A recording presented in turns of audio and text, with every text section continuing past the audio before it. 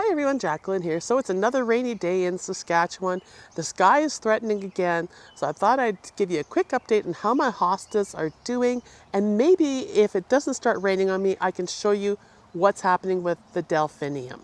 I think that would be a great start for this video because I do have videos coming up on Delphinium that I want to share with you. And if the weather continues, they are going to be amazing. But let's start with the hostas. So I did give in, you guys, and I got the silly string hosta. I planted it here right beside my sum and substance hostas. I've been splitting these and getting quite a few out of them. So I thought this is a nice corner accent here behind the Heliopsis, which is getting really big. And I've been taking shoots like this and moving them to other areas of the garden because I love Heliopsis so. It's so beautiful and gets so tall, and the flowers are such a nice golden yellow or mustard that it's a worthwhile plant in the garden, easy to propagate. The other plant that I've been looking for, maybe you guys can tell me for a tip since I'm in this area, is anywhere that you guys know I can get Maltese cross seed. I have one right here from the neighbor. It's not big enough to divide, but if you do know where I can find it, I would really like to get a hold of some and start some seed. So let me know in the comments if you are aware of any suppliers. Well, here we are with the sum and substance. I have not divided this one. I don't think you can even fully appreciate how big this is. And you can see here, this is one of my favorite hostas. I've done videos on this before. I think it's stunning with the water on the leaves. Isn't that pretty? And you can see how it's all just running right off. That's how much rain we've had. But this is one of my favorite. And I'm not going to name all my hostas tonight. I'm just going to show you how they're doing. Because I did have some losses this year, not so much on the hostas, but on a few other plants. So I'm going to show those and share them with you. But this area, it seems to love being under the snowball bush, and it is huge. I would say this hosta, looking at it, is about 4 feet wide. So I really need to split it. However, and looking at it from this point, it doesn't look that big. I really hate to do it when it's looking this gorgeous. Like, isn't that amazing how beautiful that is? And then the snowball petals on it. I have another hosta here that I haven't split either. I think it's prime for splitting. It's about 3 feet wide. It is looking really, really pretty. And the reason I'm showing this now is because our weather is so crazy. I mean, we don't know what we're getting. We're getting thunderstorms. That all I need is a hailstorm like some of my subscribers and friends have had, and the hostas will be toast. So let's enjoy them while we can. And look at how this poor branch is just hanging. It's all bent and just hanging down there. And excuse my fake fire hydrant. Rob needs to paint it. It's a real one, but it's not in use. It was a gift to my dad from myself. I may have told you this in other videos. He wanted it painted as a farmer with a pig. Rob painted it. My father passed away many years ago, and sold the house and everything like that. And my mom had come and lived with me, and we brought the fire hydrant with us. So it's a memory of him and something that he loved and that we were able to do from him that was totally unique. So anyhow, it needs a new paint job, and it was on the list last year, and it's on the list again this year. Isn't that funny how things carry over from year to year that you just don't get at, although you have the intent. Here's another sum and substance. This one has been eaten by the looks of it, by something. Has been chewing holes in the leaves. Look at that. But this thing, it's so big. I definitely have to split it because it is being crowded by the lilies. And might I say oriental poppies? Oh, look at how big that bud is. I just love them when they're like this. I think, look at how pretty that is. It's just gorgeous. But definitely need to split that one. And something's been munching on it. Probably slugs. I don't see anything on the leaves. I never see much for slugs in my garden, I'll be honest. But when you see munching like that going on, you got to think something's up. Because it's definitely not. It's been chewed along that edge. Now, I've been avoiding going underneath the trees quite a bit. Plus, right now with the rain, it's actually a nice place to be. But I've been avoiding them because the ticks are usually bad in this area. But quite honestly, We've only had, Matilda had one, Rob's had one. I haven't had any, so I've been very lucky. So maybe that's because I haven't been messing around over here too much under the trees. But you can see the sum and substance hostas that I have split. I need to move this one, have really taken off, and they're getting nice and big. I also put him back. I also put them back in the end of this bed here. And I mixed them with a number of different hostas in here. If you want to know all the names of the hostas that I have in here, watch my hosta video because I named them all. I'm not going to go through them tonight too much, but you can see things are taken off. And one highly recommended hosta is Blush. I actually got this one, I think, from Vessie's. And I really like this one. It's one of my favorites because of the burgundy stems, and the center of the leaves have a stripe. They call it burgundy, purple, magenta, but it's got a nice stripe to it. And that one, I think, looking at it right now, there's potential to divide and make more. It's well worth it. Not so happy here. My hukras did not like this spot at all. They did not make it. Thank God they're only $1 each. And I had some other plants in here that didn't make it either. So not happy about that. But this is definitely a hosta zone. And I do have some yarrow in here. We have Emperor Wu in here. Was addition. He's way, way back there. And there's a lilac in here. But this has been the hosta zone. And so I'm going to come through here. And I need to add some compost in this bed and give them a good feeding of some good soil in here, because the spruce trees really take up a lot of the nutrients in the soil. So this would be something I need to do. I also kind of need to block this area here.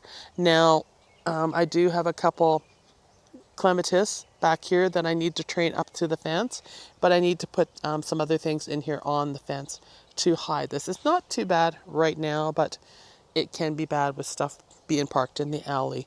So definitely something I need to do. But you can see here we got a nice variety of color of hostas here.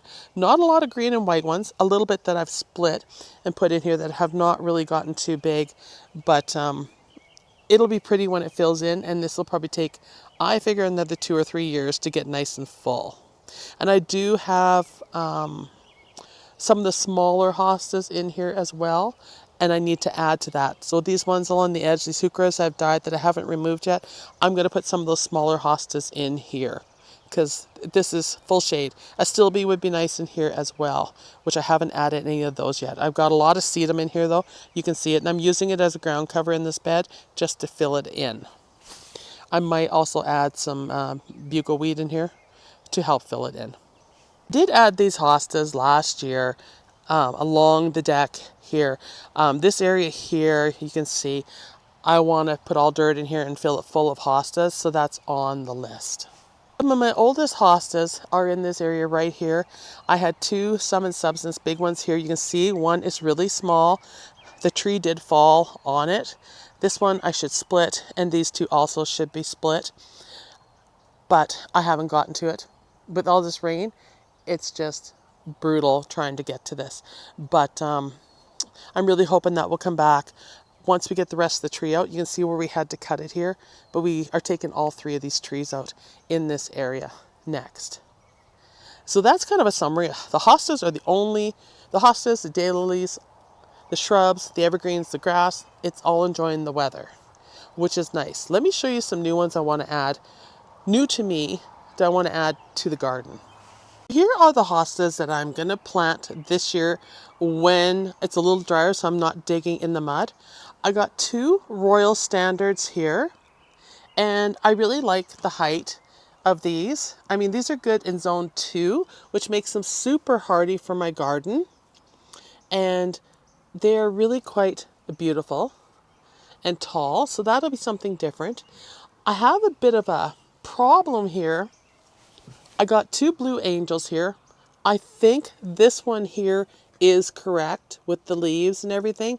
However, this says blue angel too, and to me it looks kind of different.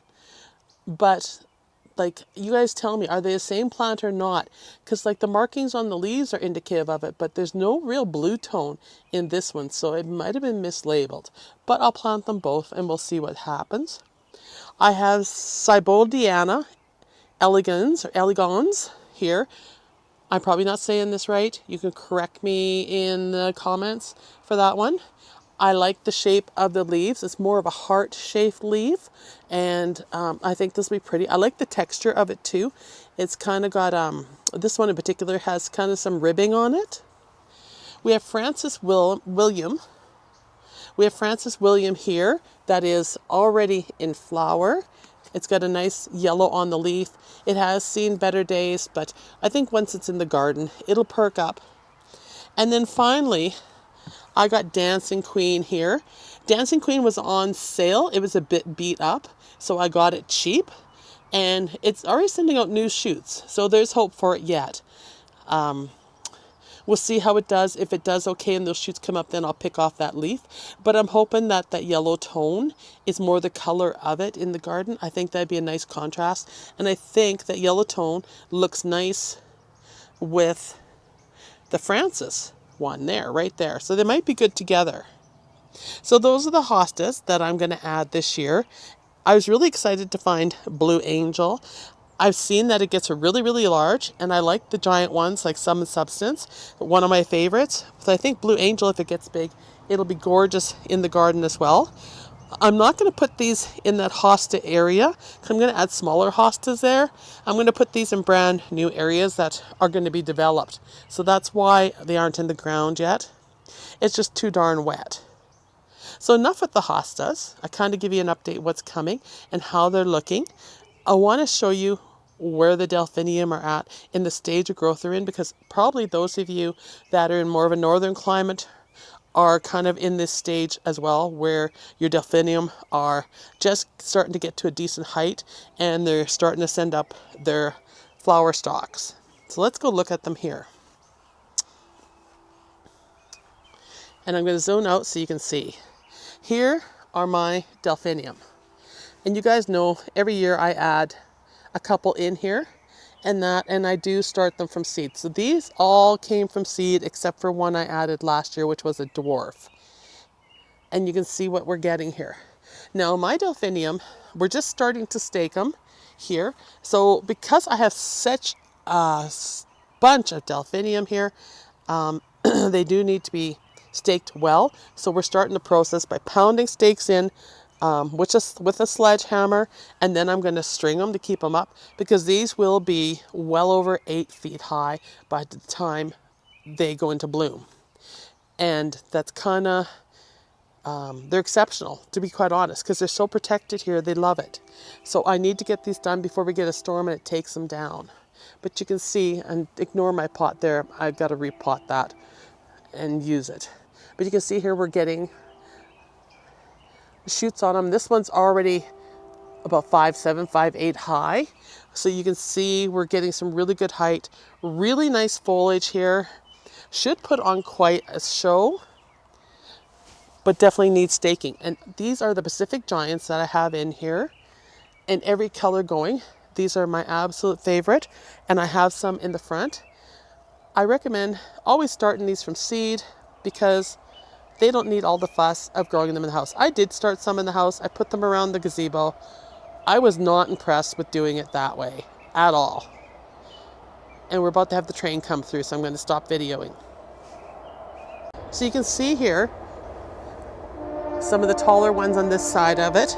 And I believe the dwarf Delphinium that was more of a pink that I planted is right down here. You can see here. We'll know when it flowers because it's the only one of that flower type, but I thought it would be a good filler along the edge. Not that I need fillers looking at this. Every year I get more and more Delphinium in this bed because I don't always get to cutting the blooms off in time, so they drop their seed.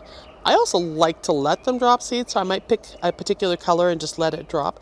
It's not necessarily going to be that color when they come up, but the Pacific Giants are such a nice mix of blues and pinks, baby blues, whites, lavenders, purple blues, everything going, that you can't go wrong with them. So this bed is just doing really well, and you can see here, it's going to be fabulous. So that's the status of the Delphinium in my backyard. It's the same in the front where I did start them from seed. I do have another 5 packages of seed that I want to start out here in the cottage garden for color. I can't get enough of them. And like I said, always buy extra. So I'm going to finish staking these, and I'll show you the staking process. I want to do a video on staking, and then I'm going to show you how I stake the ones in the front, because they aren't as enclosed as they are here. This is the ideal location for Delphinium because the step there comes down and protects them, and then they're protected by the deck.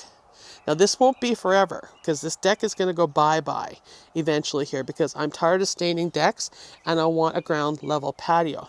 But that is the hope. Maybe next year, maybe the year after.